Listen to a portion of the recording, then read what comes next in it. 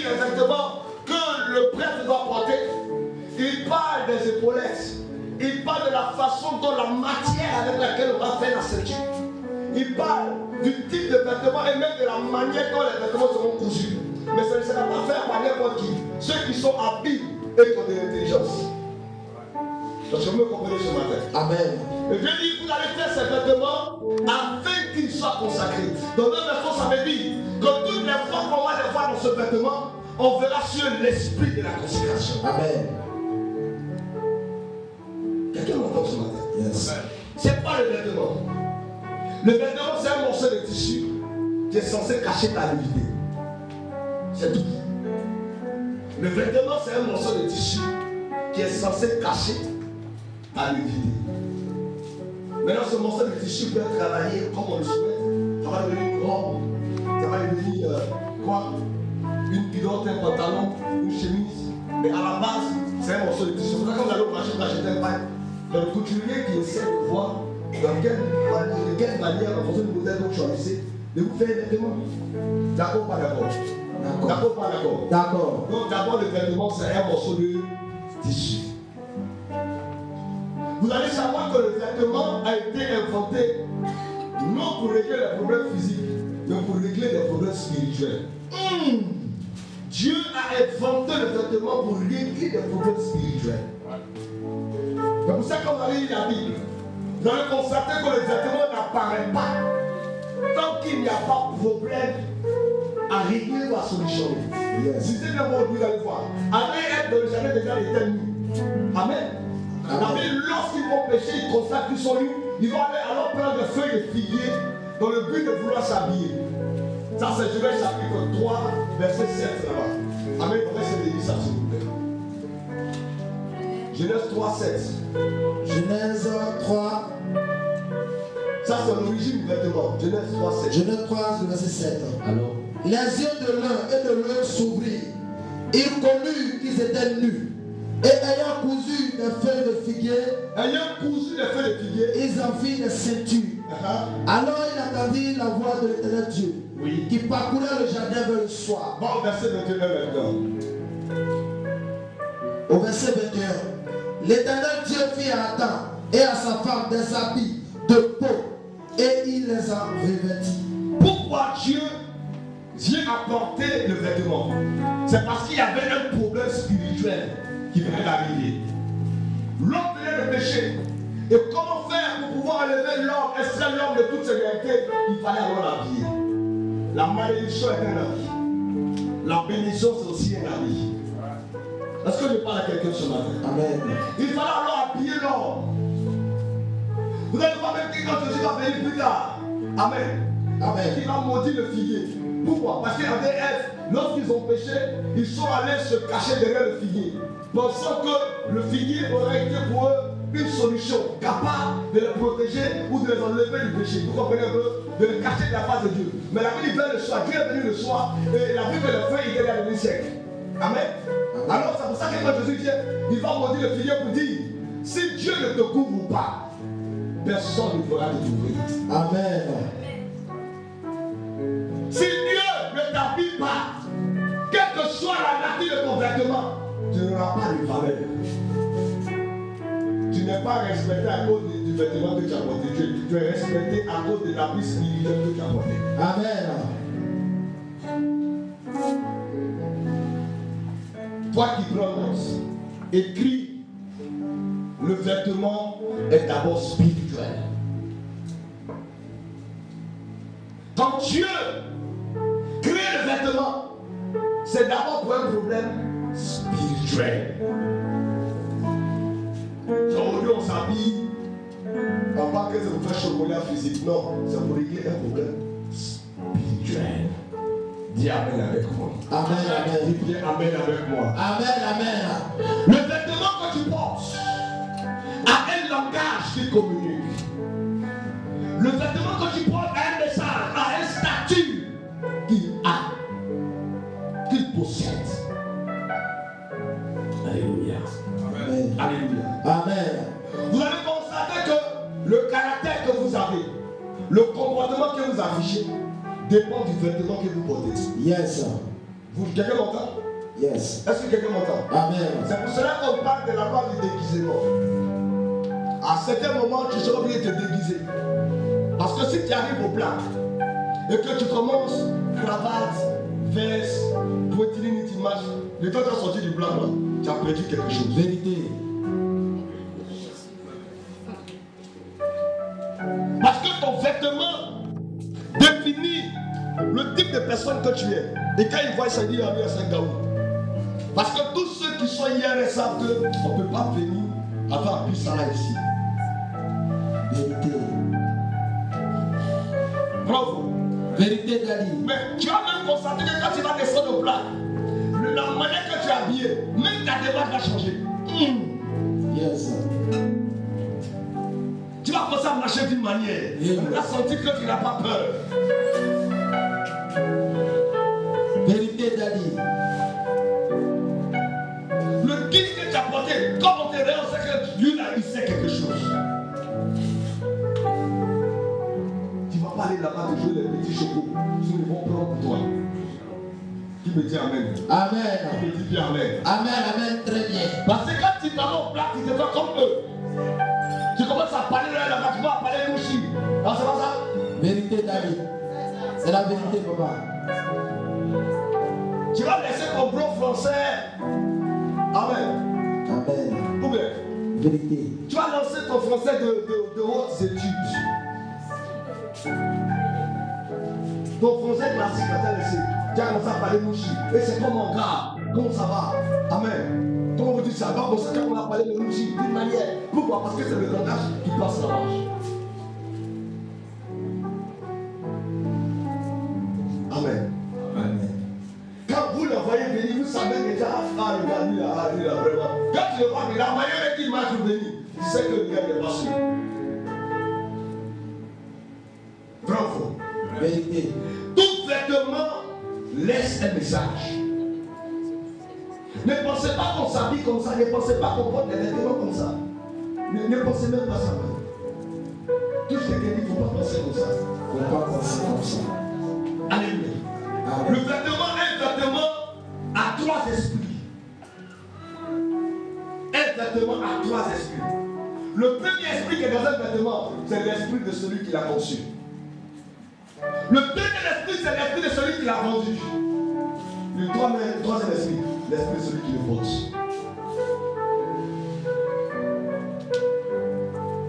Qui a fabriqué ton habit? Qui te l'a vendu? Quel message il a laissé sur les t-shirts avant de les vendre? Quelle parole il a libérée? Et toi qui le portes, quel esprit tu as laissé? C'est pour cela qu'on ne donne pas ses habits à tout le monde. Je veux pas que l'homme on se quitte. On ne donne pas ses habits à tout le monde. Je crois à la libéralité. Mais je ne crois pas à une libéralité déshonorée. Vérité, Dali. Je crois que pour faire du bien, il faut écouter Dieu. Yes. Avant de donner, il faut écouter Dieu. Parce que écoutez-moi, quelqu'un qui prend votre habit commence à faire comme vous.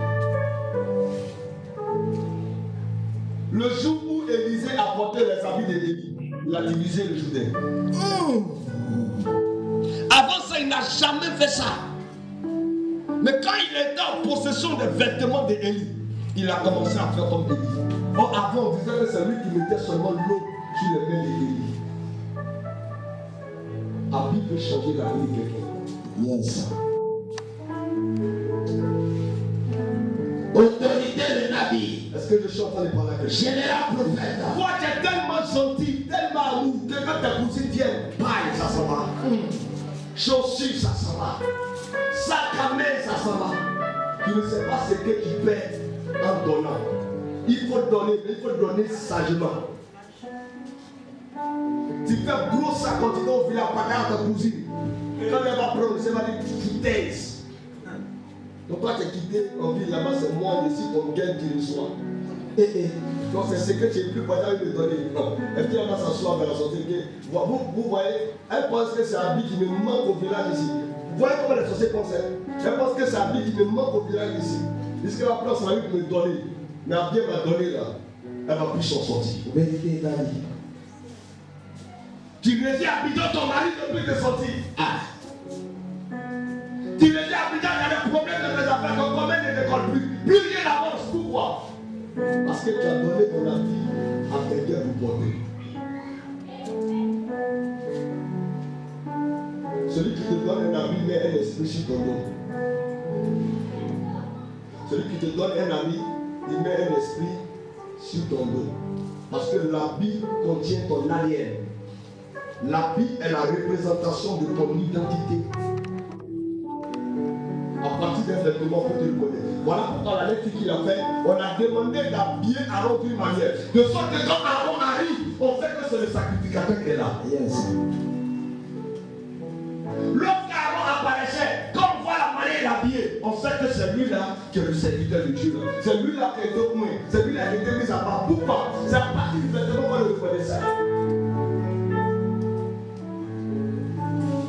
Est-ce que je parle de la parole de Dieu? Amen, amen. Des gens peuvent prendre des grâces en vous. Ou aussi on peut vous donner des grâces. Parce qu'on ne prend pas que le malheur des vêtements. On peut prendre aussi le bonheur. Je vous ai parlé d'Élisée. Lorsqu'il a pris les vêtements d'Élie, il a reçu le son d'Élie. Il a fait comme il a utilisé. Élie était bien. Élisée aussi était bien. Et là, il a pris les bonnes choses.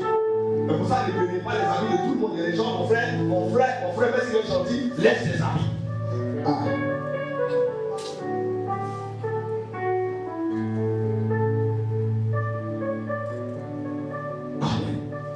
Je suis en train d'énerver quelqu'un. Non. Est-ce que je suis en train de fixer quelqu'un? Non, Dieu. On t'a pas dit de ne plus donner à Dieu à quelqu'un. On faut bien demander à Dieu. Avant de donner, il faut lever ton esprit dedans. Toutes tes cousines ont partagé des pailles, partagé des habits. Mamie gentille, Dieu te fortifie. Toutefois que tu donnes tes affaires, tu perds quelque chose. Tu donnes quelque chose.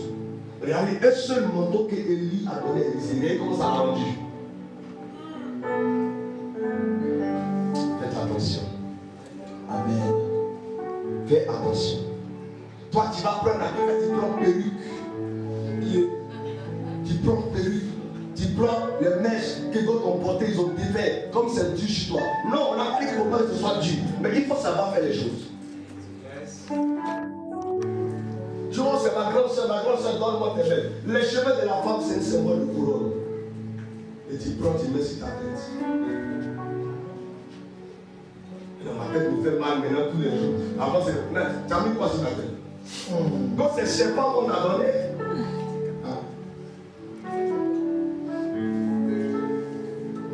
Les gens prennent tout, hein. Puis ils prennent tout. Ils prennent volontaire et tout ça. Et les vieux.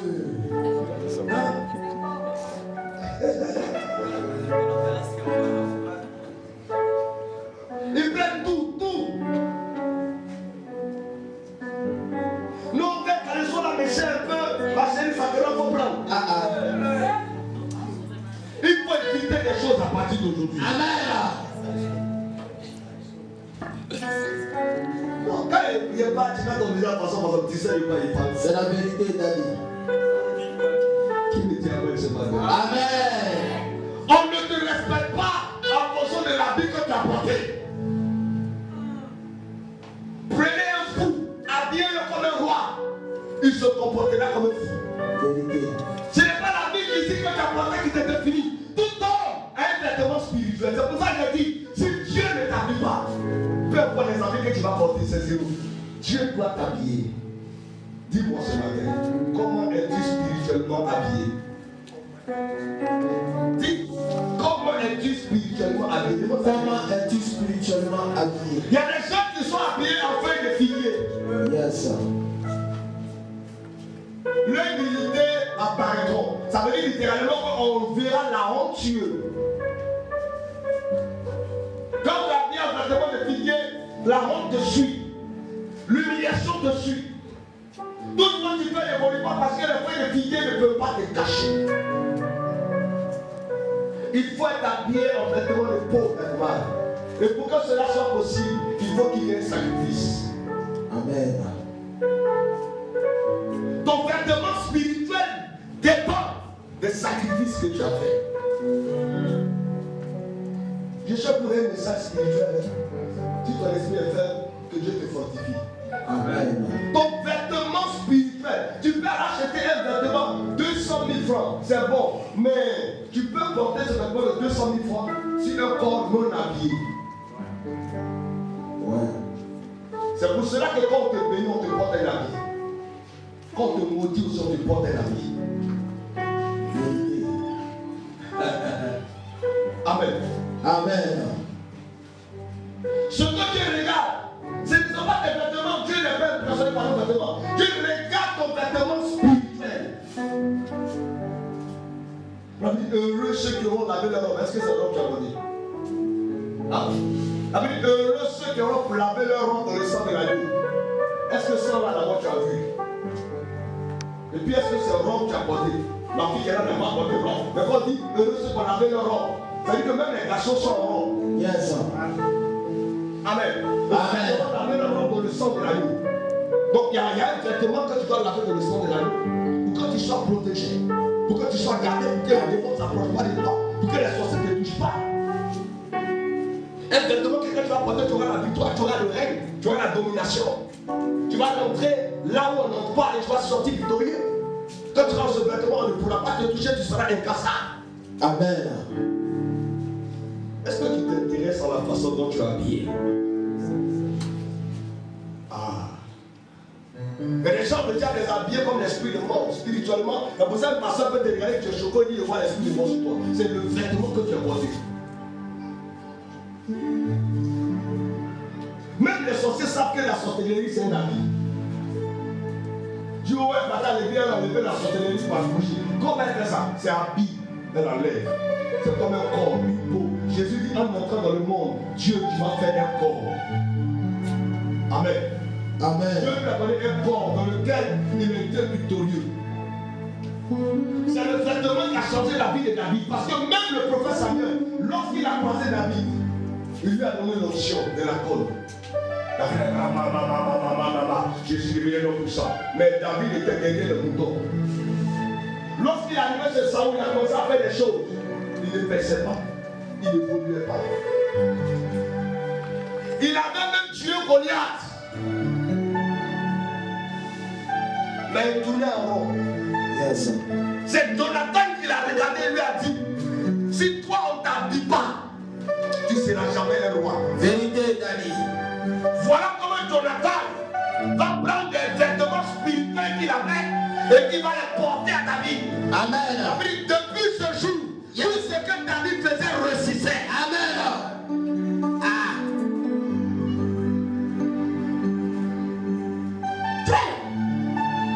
Si vous voulez ma lire, maintenant il y a des gens qui ne croient jamais.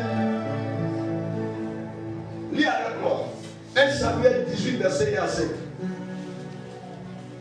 1 Samuel 18, verset 1 à 5. Ne donnez pas vos habits à tout le monde. Donnez les vêtements à ceux que vous voulez qu'ils réussissent. David. Marc, il pose, quand tu es mon fils que je veux que tu réussisses, je peux te faire des vêtements là, des offrandes d'habits. Je peux te donner parce que je veux que l'esprit qui m'a accompagné soit sur toi. C'est pour cela que souvent, toucher, on peut donner une chaussure, on peut donner une veste, on peut donner une chemise, on peut donner un temps.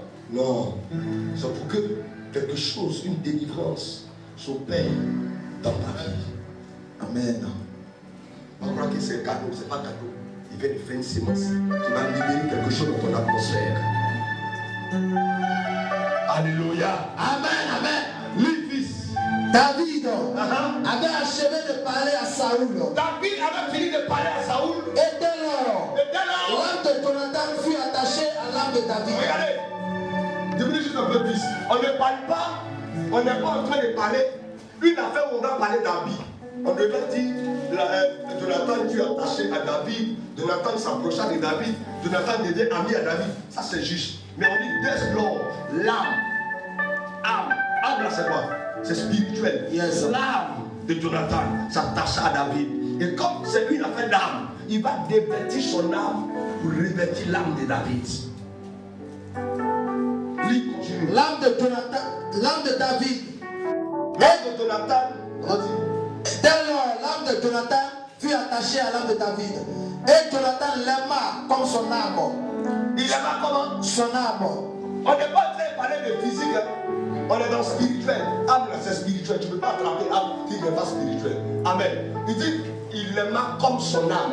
Comment toi tu aimes ton âme? La manière que son âme était habillée, c'est comme ça qu'il espérait que l'âme de David soit aussi habillée. Amen. Continue. Ce même jour, Saül retint David.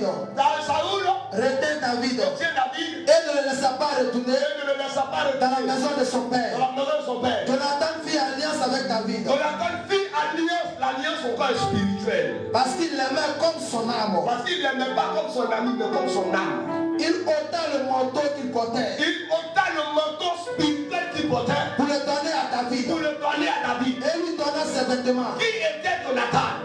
Jonathan était le fils de Saül. Donc Jonathan était celui qui était le prince à l'époque, qui devait devenir le roi à la place de Saül. Yes. David ne devait pas être roi. Parce qu'il n'est pas de la famille royale. Yes. Quand tu lis la vie de David là, il n'y a rien qui dit qu'il est roi. Vérité. Vous comprenez ça? Amen. Mais Jonathan a fait une lecture parce que Jonathan était spirituel. Hein. Il y a un jour, son papa a dit allons dans la forêt, personne ne mange, tout le monde est jeune.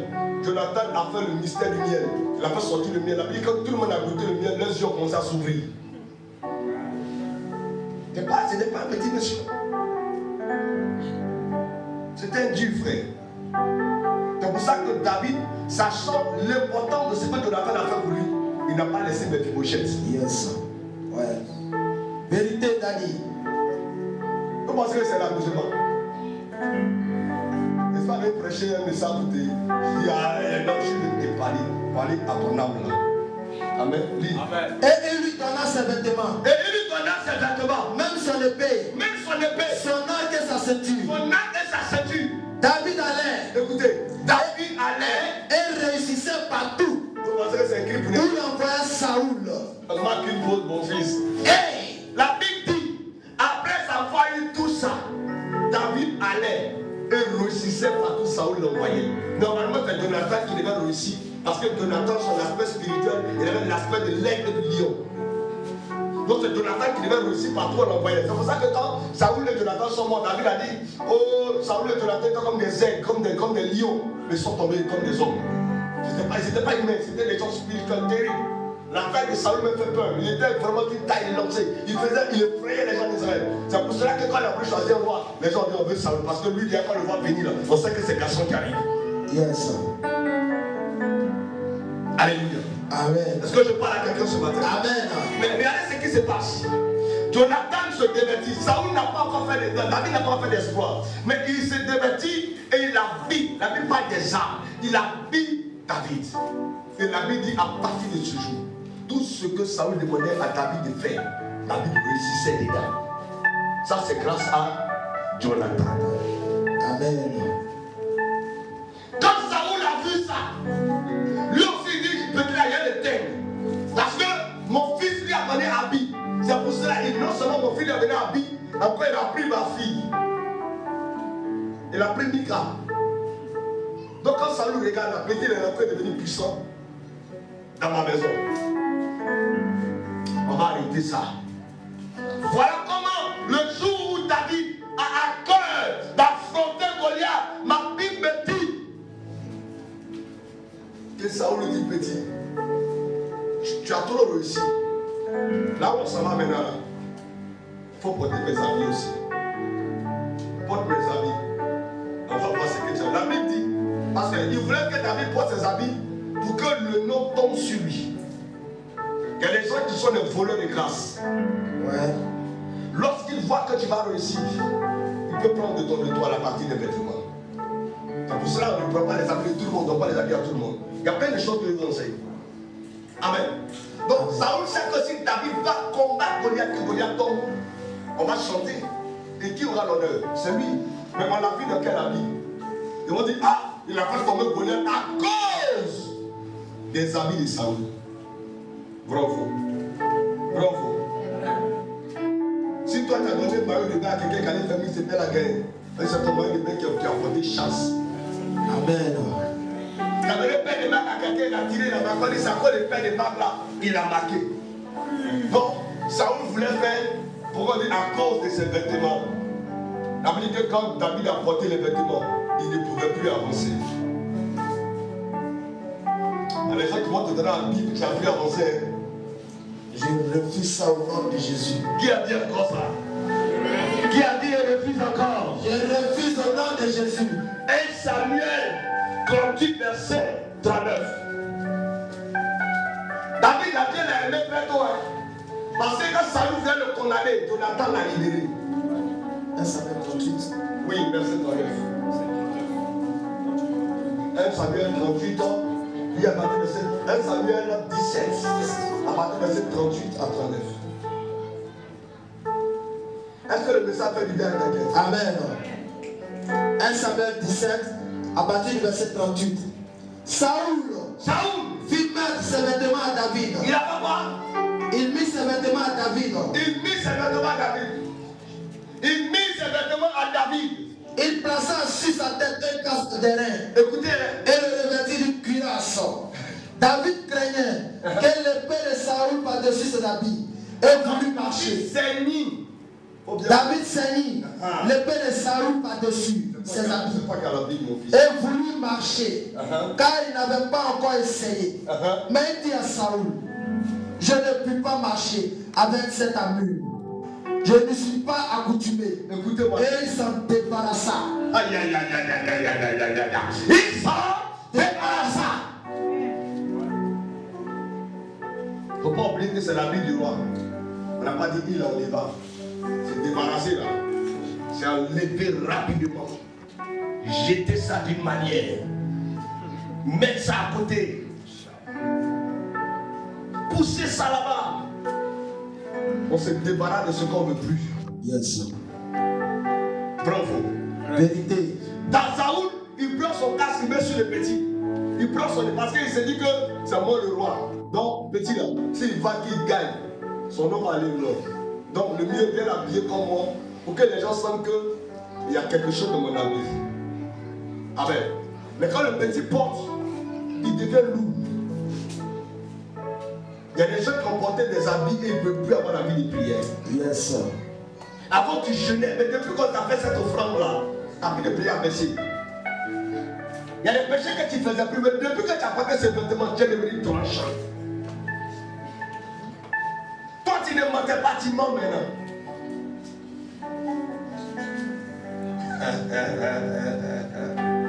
Depuis que tu as porté ces talons, on ne peut plus t'attraper. Tu es dans tous les circuits, tous les coins noirs, depuis que tu as commencé à porter ces chaussures.